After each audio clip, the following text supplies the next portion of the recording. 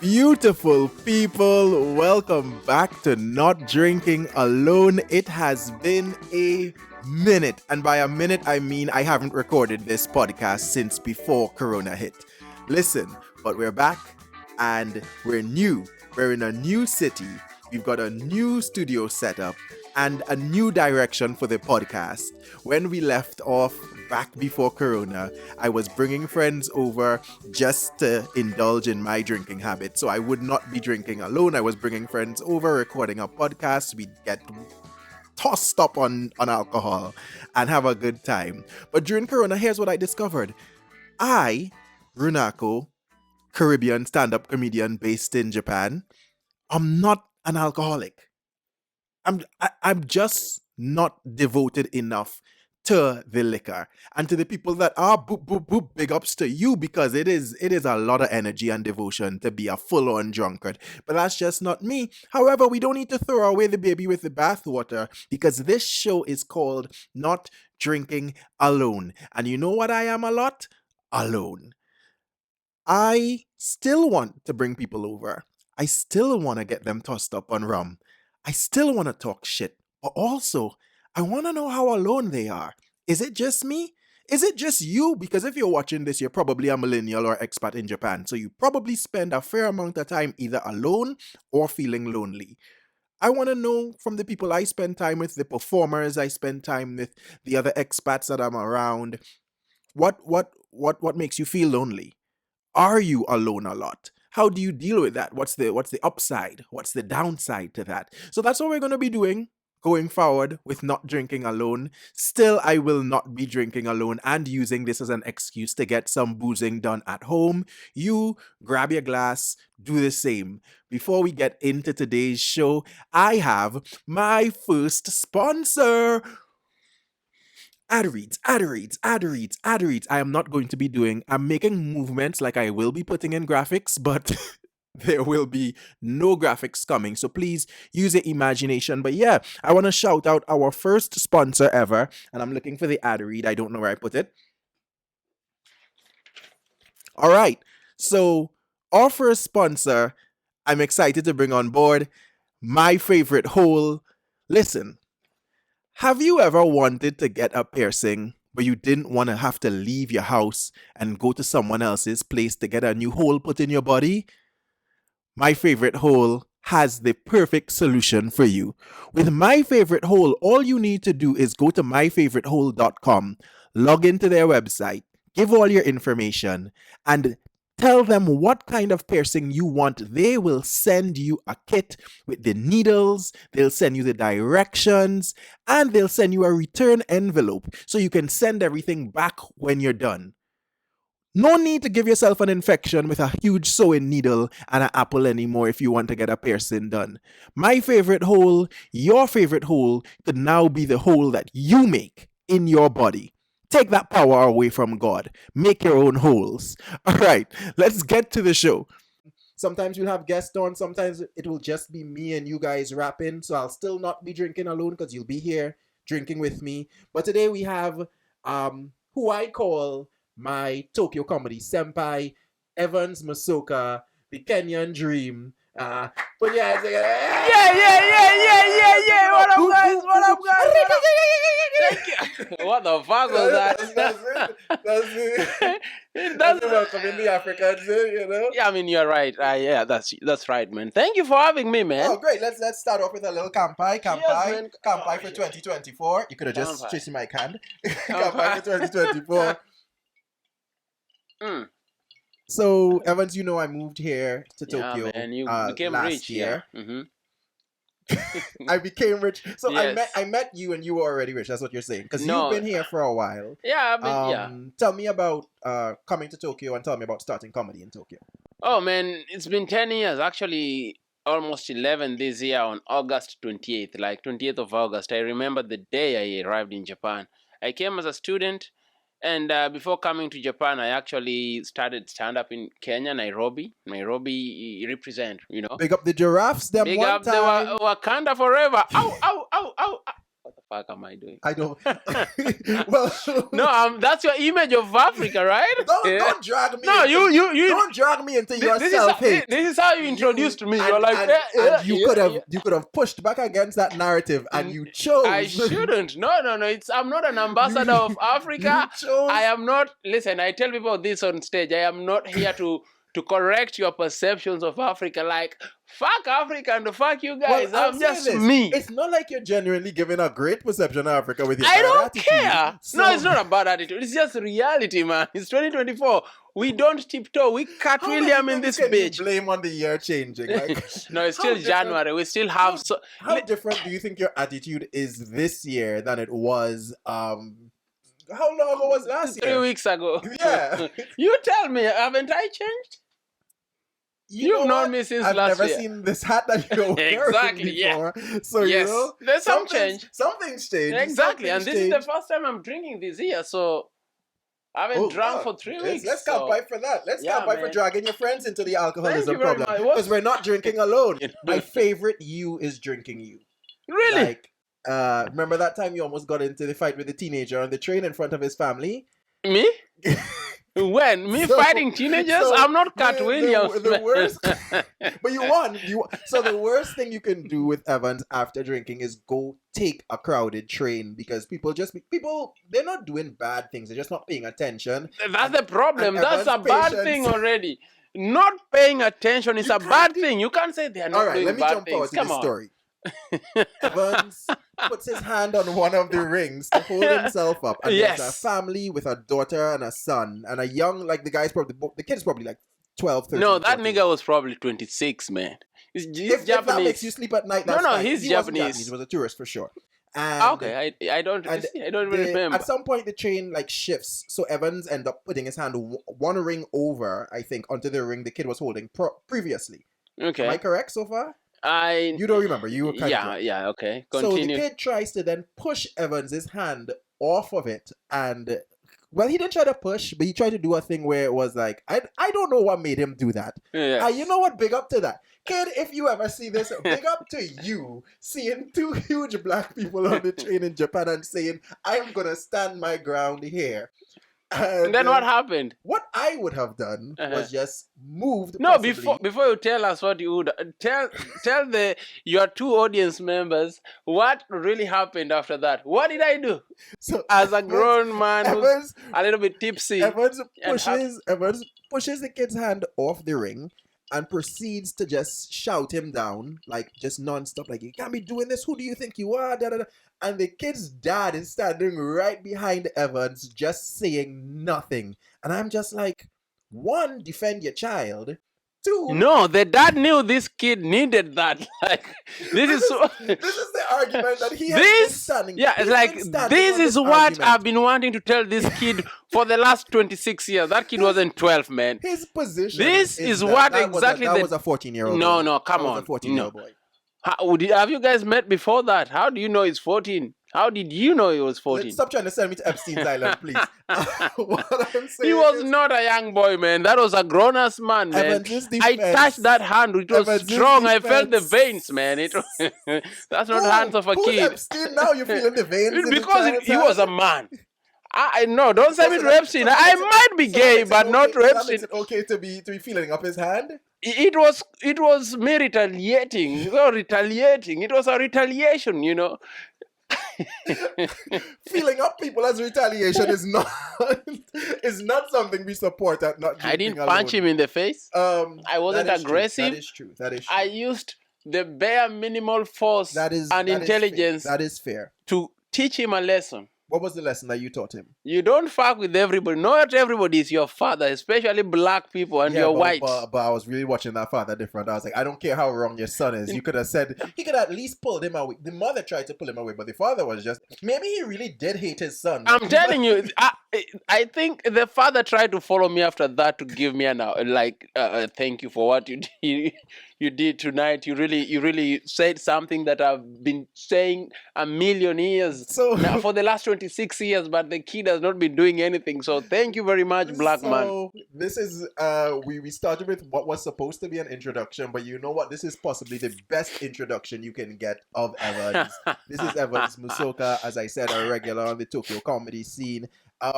Moving here, I will say my favorite thing about spending time with you is that it reminds me of being around Caribbean men again.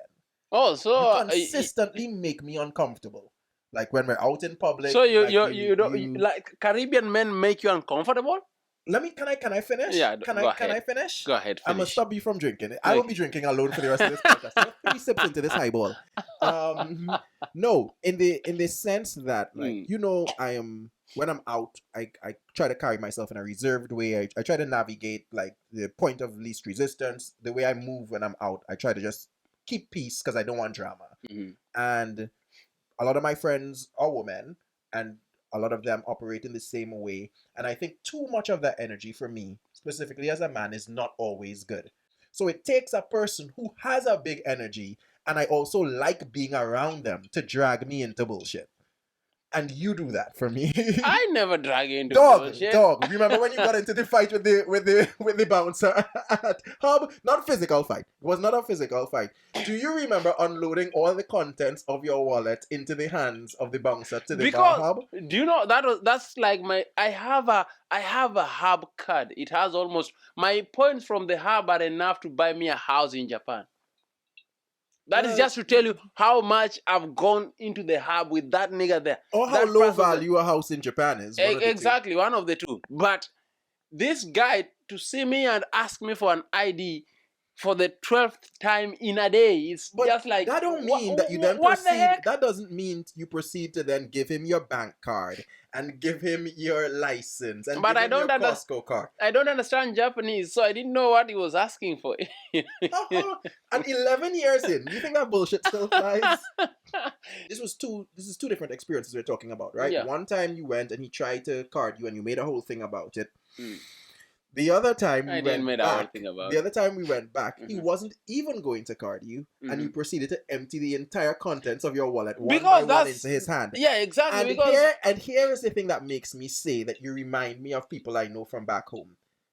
That bouncer likes you so much fucking more than he likes me. Because you are always going with the rules, which means you are not giving him time to work.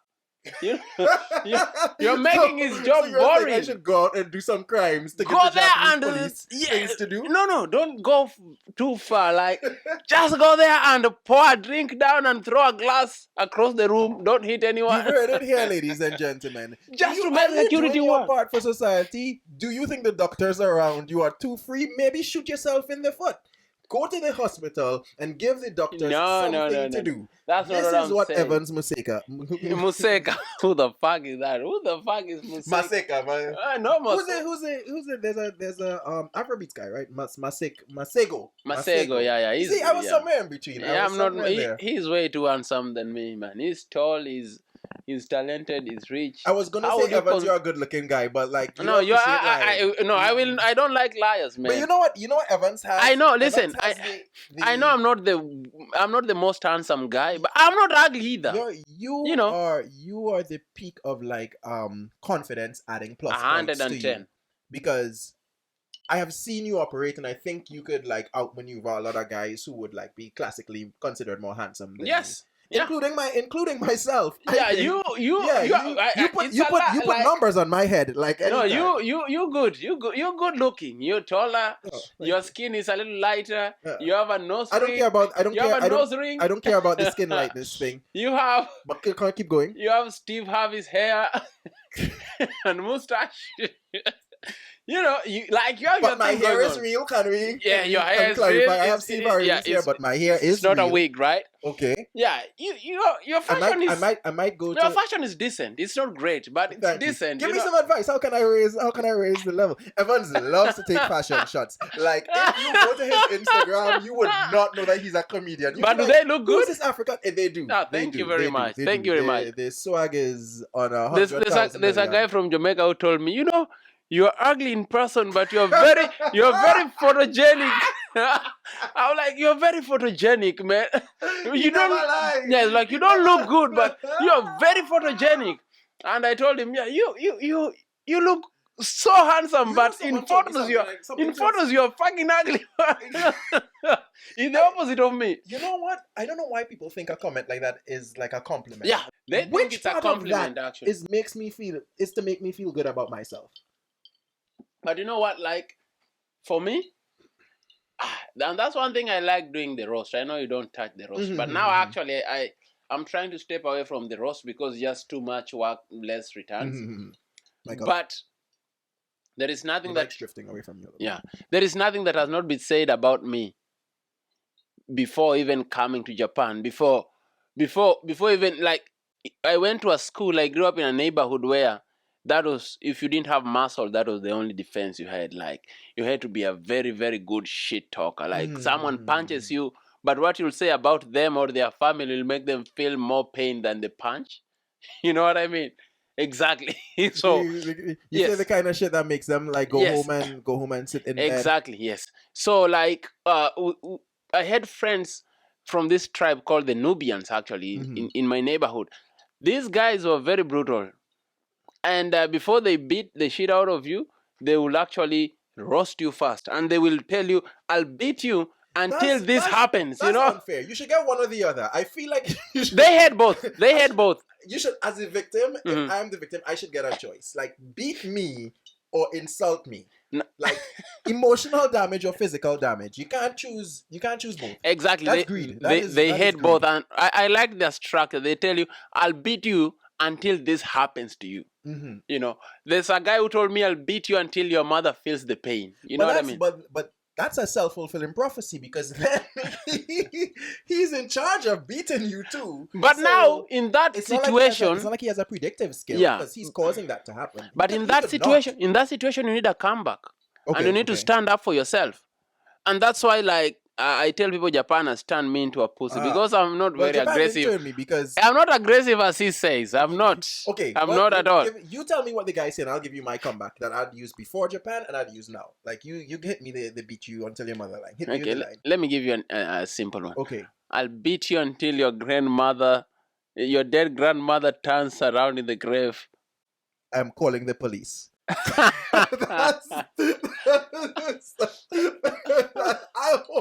I'm not playing that shit. I'm calling the police. To do what? Now that's the question. Will they come? Exactly. And if they come, will they exhume your dead grandmother and turn her to her position she's supposed to be in the grave or what? Like, we might both go to jail, but if I don't fight you, or if I do fight you, I'm certain I am the only person going to get beat. So let me get beat, and then we both go to jail. Because I already lose. I'm already in the losing position. So I got to pull you down here with me. That's the thing. That's why you should fight. Because whether you fight or not, you're still going to jail. Yeah, but I don't like them concepts. Especially in Japan. I've never been in a physical... in Japan, maybe what? I don't know. I've never been in a physical... People have attacked me. People have attacked me before. Anything that we might say that might sound illegal, it's all humor and jokes and lying and whiskey. Anything that might be construed as illegal is us exaggerating for humorous effect. I am losing words as I continue to drink. I should have eaten more today. All right, we're doing it one more time for our sponsor, My Favorite Hole. Listen, the good people at My Favorite Hole want to let you know once again that when you log on to their website and you order your piercing kit, when you use that prepaid envelope to send it right back to them, you don't need to clean it. Any bits of blood, any bits of human flesh that's stuck up in the needle, in the little bar that they get, sometimes they send a little tube tube that you can put behind the spot you're trying to pierce, leave that in there and send it back. You don't need to do the work of cleaning the equipment. As a matter of fact, they prefer if you leave it in. You know, so make life easier for yourself. Get your piercing done at home.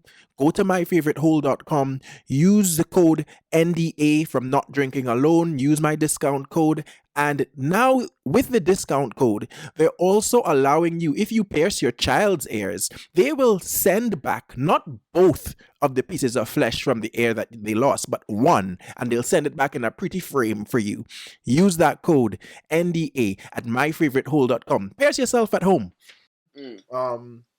So earlier I was listening to something and they were talking about do you know the comments that Mos Def made about Drake not being hip hop and his music is commercial, his music is commercial or whatever, which I agree with, by the way. And what's the problem with that? So that's what I wanted to ask you. So I see you as an artist. I remember we went to Summer Sonic and you were standing in front of this stage looking at this speaker setup, and I was like, hey, what are you doing? And you were like, yeah, one day I'm gonna do a stage like this. Yeah, man. So I want to see what the speakers are set up like, and that was very inspirational. Not just inspirational, but also like, I don't want to get too far into manifestation talk because then I sound like a woo one of them woo horoscope bitches. I mean, you have a fucking shrine here. Here's the African man judging me about my shrine. So as a artist, you consider yourself an artist. How do you feel about that idea? Because there is a price to pay for that, right? There is a price to pay for commercialization. I hate when people do that argument. It's like, oh, like he got big. Yeah, the two things go hand in hand. Do you want him to be global? Then he needs to sell a little bit. Do you want him to stay niche? Then he's going to make less money. That's the way it goes. As a performer, as a comedian, where do you see yourself with that? Like, if you get to a point, let's say you make it on, let's say, Japanese TV, and they say to you, well, you're going to have to stop talking about Japanese people. Like, there's certain lines you can't cross, and there's certain things you got to be careful about. What's your next move there? Do you become the, not Target, but do you become the Uniqlo music? Everything has a price, my nigga. I'm poor. First of all, I need some money. Give me some fucking money. I'll fuck your art. Fuck art. Give me some money, man. What the fuck, man? Give me some money, man. I need the money. If you pay me now and say I need to stop doing pay me and tell me I need to stop doing stand-up, I'll stop today. Fuck art, man. No, I'm kidding. No, I feel like there should be a balance. Okay. Honestly speaking, I like raw comedians, and that's why, like, until now, I'm still studying a guy called Doug Stanhope. I like Stanhope as well. He's huge, but he's not commercial. You've never seen his special on Netflix. Or nobody can. Nobody doesn't Stanhope like live out in the woods now or something, and all he does is like have comedians come over. And, but he tours. Yeah, he came to Tokyo here and he sold out. And you could not imagine Doug has a following in Tokyo, but he sold out. But that is one of they'll anything that's foreign and like hyped up. They won't support anything that's here. But if it's foreign and it's hyped up, they'll. No, you're not as funny as Doug. I'm not saying that well, you know what? I'm not saying that I'm not. let me don't shoot bullets where people with bigger guns than me. I think we need a balance because. Also, artists must eat or should eat because, as you're saying, you're trying to live off comedy, and not comedy but creating. Yes, I think it is. And I'm gonna live and die by that. I'm gonna live and die. Me and my credit card company is gonna live and die by. Because I've just gotten to a place where nothing else fills me. Nothing else fills me, and if I've got to go and stand in front of a bunch of kids and tell them B is for ball again, I'ma just jump out the fucking window. Stop insulting me, man. No, but different. I think different people's breaking point for that is different. No, you know what I mean. I reached a breaking point like 2-3 years ago and left. Left for like almost 1 year. I went to do something totally different, which was even worse. You know, I actually started selling cars to Africa. Okay. Yeah. You know, people try to pull me into that. How is doing that? Oh It- goodness, we're going so off track. But I do yeah, want you to say, like, exactly. what is it like selling cars? It is just like teaching English, bro. It is just What's the money like? the money was. I think that's where I kind of leveled up my money a little bit Mm. because also, but like I used to negotiate some cars, and also with my dealers in Africa, I tell them I'll give you a good deal, and then if you add So if this you're and that, looking for a black market used Japanese car on the low, call Evans Musoka at I'm no longer in that 555 industry. 3294 No, I had a dick manager. Fuck you, guy. I'm not saying your name because you might sue me. You have a little bit of money. Wait, let me just confirm. Was someone managing your dick, or was your manager like when you say dick manager? Can you clarify? He was a dick trying to manage my dick. Okay. Exactly. They tried to move me to Africa. Okay. They wanted me to go ahead the East African operations, which I was okay with. Mm-hmm. My only condition was like Help the dummies like me who aren't good at geography. East Africa would be run down some countries. East no, Africa actually would East be and Central Africa, which will be like Kenya, Uganda, Tanzania, and then go down to Rwanda and Namibia okay. and the Congo. That's a little bit of south of Africa, Namibia. Congo is central. Shout out to my people in the Congo. Free them. I'm gonna destroy my phone. Not right now, but like if that's what you need, I'm gonna destroy my phone. They have the biggest dicks in the world. They're number one. Just fun fact. Yeah, so y'all gotta like free my niggas in the Congo for real. They shouldn't be they shouldn't be suffering, and two, they should be allowed to enjoy life. Because if you have the biggest dicks in the world, like you deserve to have like one, just a basic amount I of think life and satisfaction that everyone else has. But then above that, not digging for fucking things to put into a cell phone, but really enjoying your big dick life. So I wish that for my brothers in the Congo. Thank you very much. Ecuador is number 2. What do you have to say for Ecuador? I know the list. I don't know them niggas. Anyways, I was supposed to fly on Friday, and I handed in my resignation on Wednesday. So you knew you were going to quit, and you made them buy the ticket on some asshole shit. Yes. Touch my glass for that. Exactly. Fuck those guys, that. man. I like that move. I like that move. I like that move. Okay. So getting back to the core of what we were discussing. Yes, let's go back. So you're saying you're looking for like a balance between the art and the commercialism side of it. Yes, I wanna tour the world. I want people to come watch me. I wanna sell merch. Yeah. I want people to value my autograph. I'm not looking for fame, but do you think it's the artist's responsibility though you've made this decision to then be able to like let people know that?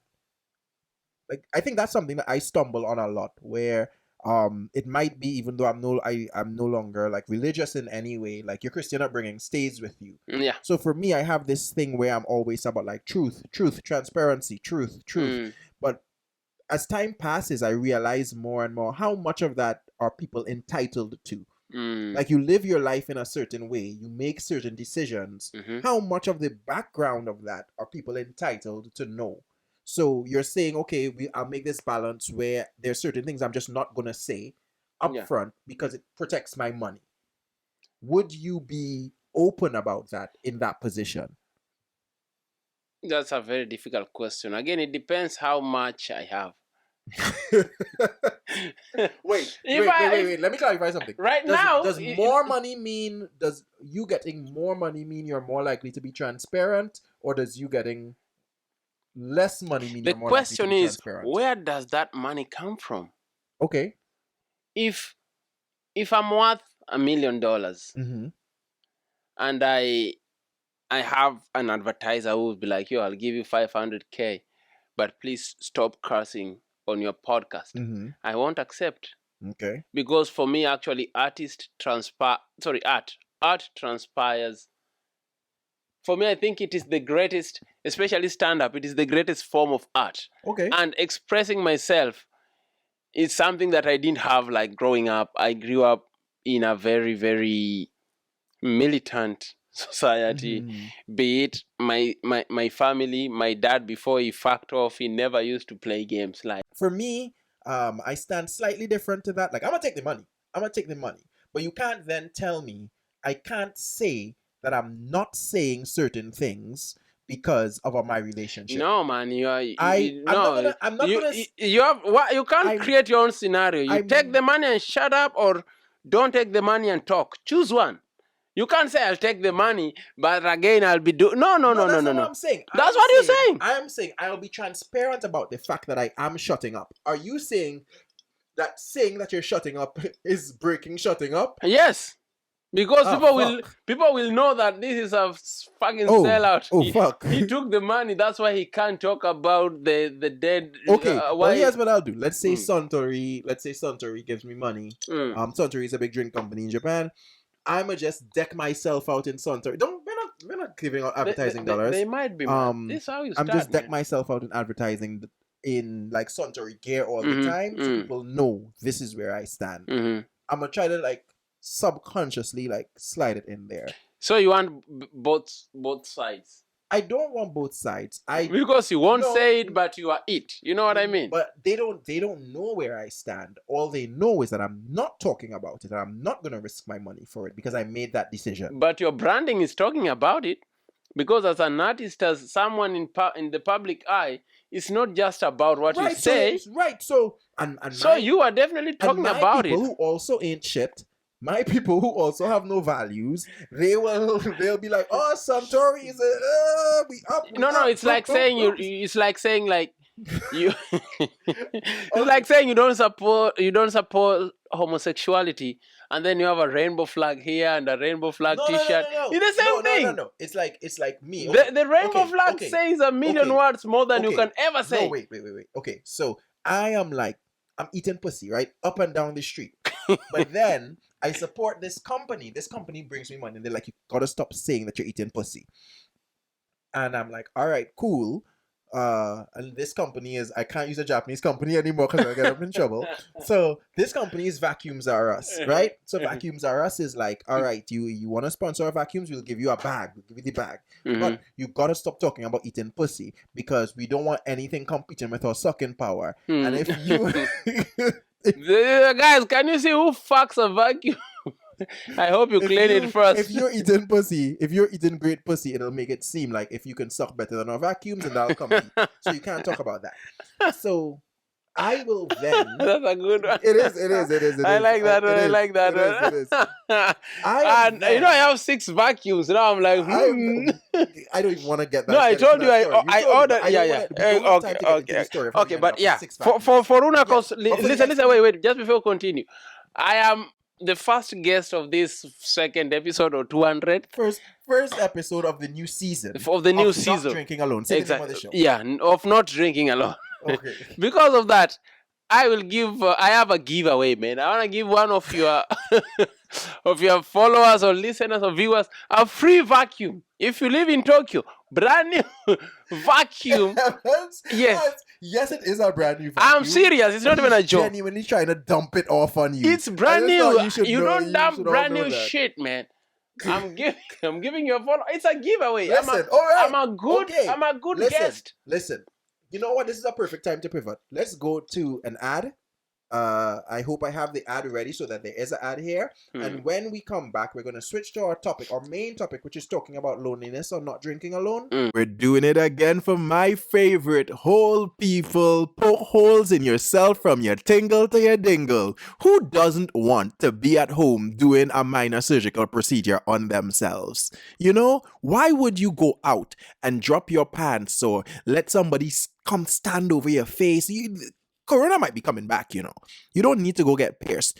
Go to myfavoritehole.com and order your piercing equipment directly from them. And the good people at My Favorite Hole want to let you know they've been hearing rumors about people thinking they're seeing clones of themselves, and My Favorite Hole is using the DNA that's left over from the blood. That none of those accusations have been substantiated. My good friends at My Favorite Hole just want you to have less work to do. So once you poke that hole in your body, send back the equipment just as it is. Remember, do not clean that blood off. Don't clean those body bits off. Don't clean those pieces of skin off. And they are not using them to make clones to work in factories for and other companies. I cannot say I'm going to have to bleep that. But my listen, my favorite hole wants you to know all they want to do is make piercing at home fun, safe, and convenient. Go to their website, log in now to myfavoritehole.com, use the code NDA, and once again, they're still offering that pain stick, that stick you can bite down on to stop you from screaming with any purchase of a Prince Albert piercing. Let's get back to the show. All right, and we're back once again with Evans Musoka, the Kenyan comedian out in Tokyo. I don't know what he's doing. As I said, Kawaii, I refer to kawaii. him as my comedy senpai because when I wanted to come up to Tokyo and start doing performances, no one else was answering their social media but Evans.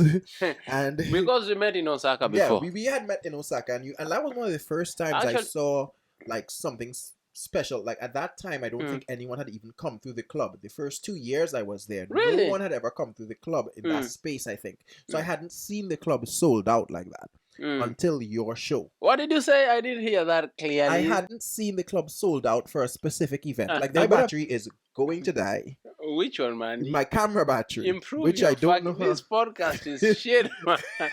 Weak My whiskey. podcast is Yeah. shit on my first podcast. on my Because your first edition of whiskey my is stronger than your fucking batteries, That bruh. is, then let's just keep get out of shit. I'm not even worried that my battery's dying. All right, let's very quickly get into the core of the Okay. podcast, which Mm. is talking about loneliness. Hopefully, the battery survives this Mm. discussion. Mm. Do you consider yourself a lonely person? No, But you spend a lot of time by yourself, though, Evans. I love it, man. Even if when someone comes to visit me, there is always this question in the back of my mind, like, when the fuck are they gonna leave? Even if it's just for a night. Okay, well let's look at lonely as not like a negative word. Yeah. Just like a person who spends a lot of time, who's isolated. Mhm. Do you consider yourself that way? I, to be honest, right now, like I think I have my seasons, and where I am right now, all right. yes, He's come to preach. All right. exactly. And where I am right now, I don't feel lonely. I fucking love being alone, bro. Okay. Like I think it's just because me and you especially, we've been grinding a lot. Yeah. We've been in Tokyo every night performing to people, and then after that going out with people. After that, people talking to you after the show. You're going out. and I'm all that. going right home. But you talk to people after the show. People come and tell you, "Oh, Runako, you are funny." They I have just my wanna fuck jacket you even on when you're not, so right? fast. But that's the thing. Just you being in that environment, Yeah. it feels crowded.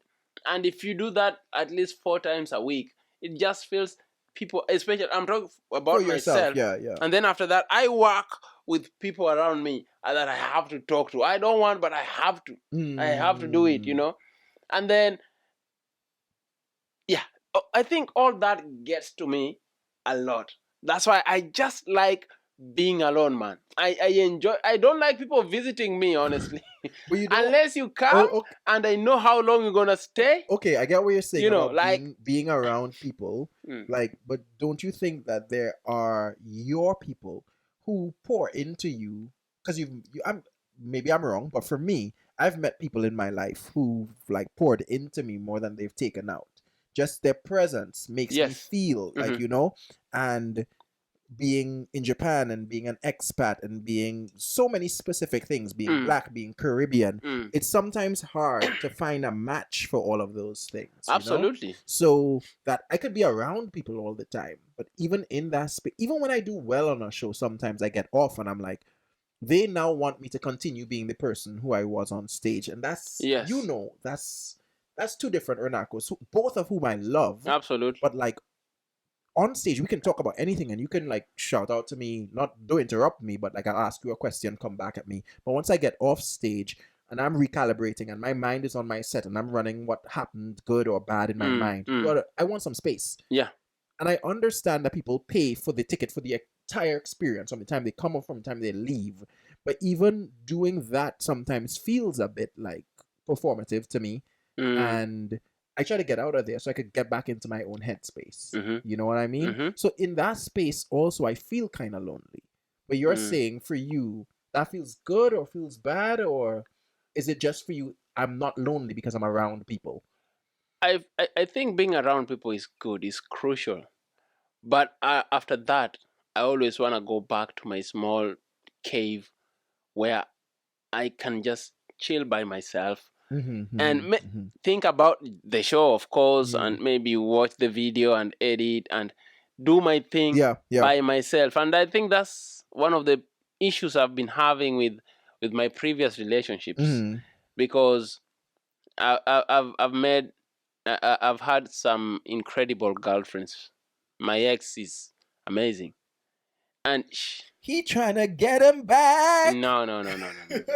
She, whether I get her back or not, I don't. I'm not trying to get Whether her. I get her back or not. I'm Yeah, drunk. yeah. I'm drunk. Anyway, Sure. I get lonely when I'm drunk. That's the point. But my point is that, like, I like, one of the issues we used to have is her checking on me regularly, which is a Mm-hmm. very obscure thing to say. No, Like, I no, get it. to I some get of it. I get to it. one of your two listeners, it might be because And it's like, it's like, I'm checking on you. We are in a relationship, but for me, I just don't like that. Like, what if someone, for example, some of the things that offend me, and I'm not using offend lightly here. It's someone asking me, "What are you up to this evening?" that that of and You see? up until this present moment, I thought I was the crazy one in our friendship. No, Up you are until still the this crazy one. moment, You are still I the thought I was crazy the one. crazy one in our You are friendship. still the What crazy are you one. up to is a up. That's just an opener. That's just a conversation fucking opener. No, you know what that means, or at least where my brain sends Yeah, me. yeah. It's you wanting to know what I'm doing so that you can fix me in your fucking schedule. And I don't want to be in your schedule. I want to move on my own terms. Let me reach out. Don't reach out. That is why I'm telling you, I am never lonely unless I'm drunk. Okay, When I'm drunk, I miss people. I okay. like, A little bit more like yeah, community. exactly. That's why, like, or when I go out in the evening in Tokyo nowadays, I usually feel lonely. I might have friends and all that, Yeah. but just the feeling of being out makes me lonely. Okay. You know, Um. and winter makes me lonely too. Oh yeah, So but that's like a whole mental health and seasonal and like not getting enough sunlight shit. that's true. Um. Who or what repairs that feeling for you? Let's take it away from the drunk, because I'm sure, like you're saying, like Mm. generally you Mm. don't feel lonely, but everyone has that moment, like when Yeah, they get I into do, that space. definitely, absolutely. Who or what puts you in a mental space where you can genuinely feel, oh, this is like almost the opposite of the like drunk lonely or whatever. What pulls you to that? What repairs that for you? Like a sense of company. Is that what Yeah, you mean? a sense of A sense of not being when lonely. yeah, because like lonely, as I said, loneliness isn't just about being alone, right? Mm-hmm. It's just Absolutely. feeling You can disconnected. you can be in a crowd It's and feeling and feel disconnected. lonely So as fuck. who or what situation makes you feel Hmm. like you are connected? Good question. I have a few friends. That's another thing. For me, I don't have many friends, and I don't want friends, bro. Like, my life has turned into something else, especially after my sister passing last summer. Yeah. I think it has really narrowed down Yeah, the you find so-called. out you find like Yeah. Yes, you've gone through a lot of shit too, a lot of grief. You grief understand? is a teacher, yo. Yes, and Grief will teach you is the real quick best. what's It important is and the not best important. teacher. Like, I was in Kenya, but I never looked for someone, and people hit me up. Oh, you are around. I don't want to meet you, motherfuckers. If you're watching this, fuck all of you, man. Like, I don't care about those motherfuckers in Kenya. I don't care about my friends. I don't know, friends in Tokyo. I don't give a fuck. That's me in 2024. Like, I've become comfortable being alone because during grief, I'm the one feeling it. Yeah, And yeah. very few people, You can fully can understand feel, what's happening. and Yeah. even people who reach out, very few people, I can read your message and be like, this is genuine. This is genuine. And I can read through the bullshit. I can read through people who are just texting it as a formality. Yeah. You know what I mean? Which and I'll be fair to you. I'll be fair, not to you, but I'll be fair to people like that. Mm-hmm. Sometimes people just don't like. I think there's a feeling that people don't get, especially if they haven't lost someone close to them. And this is not a bragging thing or like excluding, because I don't like being a member of this club. I don't want to be one. I wish I could get my sister back. You know what I'm saying? Mm-hmm. But you feel the difference. And I used to feel like I don't want to message people who are grieving because they won't get it. However, I do count the effort though. Yeah. Like even the formality effort, Yes. reaching past that discomfort and saying this is uncomfortable and this person knows that I don't get it, but reaching past that to just be like, yo, I'm somebody in your life in some way, and I see what you're going through. Yeah. Perhaps I don't get it at all, and but that's I what don't. I wish you weren't absolutely, in pain. and That that has meaning. And that's what I'm talking about. And you're one of the people I can actually thank now for being with me through that hell that I was going through. You used to check up on me. You used to genuinely want to hang out if I'm willing to. I never felt the pressure. Fuck, I need to go meet Runako. Like I felt today. Fuck, I need to go. But that's lessons. No, like I'll be fair. That's lessons I only learned because I went through it. So I know a very specific way to approach it. And that is what I'm talking about. You know. Yeah. And yours felt genuine. Yeah. It didn't feel like a performance. Do you know how many performers are out there? Do you know how many messages I received? But you know, as I said, which is you know, I respect you. I know you want to talk about effort. Yeah. Which is thank you for reaching out. But where you are, it's very much fuck them still, and I get that. You went through it, and you can definitely identify with my situation. Oh, for sure, for sure. Because like I have no time. Like I get your effort, and maybe years from now, I'll be able to look back and be like, you were there. But in this present moment, I am busy taking care of my own emotions, which are fucked. Exactly. Yes. So I have like maybe 3-4 people that I genuinely enjoyed hanging out with. You being one of them, and I have a very close friend who's also my neighbor. So we did a lot of shit. So our connection is based on two things: comedy and there are places where our upbringing and our experiences in Africa versus Trinidad, in Kenya. Sorry, let me just write it up. Kenya versus Trinidad, kind of like cross. Your other close friends, what do you think is the thing that like brings you together in a space where you don't feel alone or lonely when you're with them? I think we are both drunkards. Yes, alcohol also brings us together. No, the guy actually. The your friend. Yeah, the Zimbabwean guy. Drinker. Yes. Okay. No, he's much worse. He's gonna die very soon. Shumi, sorry, man. No, that guy has been, you know, like I have two Zimbabwean guys. You really are drawn to Zimbabwean because my name is also, I'm not Zimbabwean. Your name is Zimbabwean. Let me ask you a question. Was your grief experience the loneliest you've been, and did you have to find new ways to navigate that, or the way you were living before that or your previous experiences kind of helped you understand how to lock in when you were feeling like isolated from people? Did you already have the knowledge of how to move when you feel isolated, or was that like a whole brand new lesson? I think after high school, I lived in Kenya for 2 years after high school. Then moved to Uganda to do my first bachelor's. So I lived in Uganda for 4 years. And I was not drinking at all in university in Uganda. I never touched a drink for 4 fucking years. But this show is not drinking alone, not drinking at all. Don't be confused with it. But yes, in Uganda for 2 years. Yeah, 4 years actually. 4 years, okay. Yeah, almost 4, 3.5. So I think all my drunkard friends were out every night. I used to go out, but just maybe look for pussy. No, I was a good boy. But drinking, never. So I think this man could lie. I started developing that muscle of being alone after that. Of course, I had friends, but most of them bonded over drinks. I never used to drink. And then that carried on with me going to Kenya, lived there 2 years, and then coming to Japan. Then moving from Chiba, where I was going to university, to a small town in Ibaraki, where there was no foreigner, just me. And I used to come to Tokyo to perform maybe once a month because because it was a little far. I think living there by myself and doing my own shit kind of developed that muscle subconsciously. Or being able to just like hang by yourself. Even feeling isolated, you can manage those emotions. Exactly. You know what's interesting? So you're saying you started in a place where like you got isolated because you didn't drink. But now, like when you deal with big loneliness stuff, one of the things that you and your close friends, you and the Zimbabwean guy, you and me, drinking is one of the things that bonds us. Exactly. So it's come full circle. Absolutely, yes. So I think that's a perfect place for us to start a wrap up. You should drink. That's what you're trying to say. Don't drink and don't drink alone. And don't drink alone. Don't drink alone. One thing Evans didn't say is that Evans and I are going out on a tour. It's just going to be both of us. We're going to do crowd work. We're going to talk to the crowd, and we're both going to do sets. That's going to be starting in April. So look out for that. The details, follow me at Renako Universe.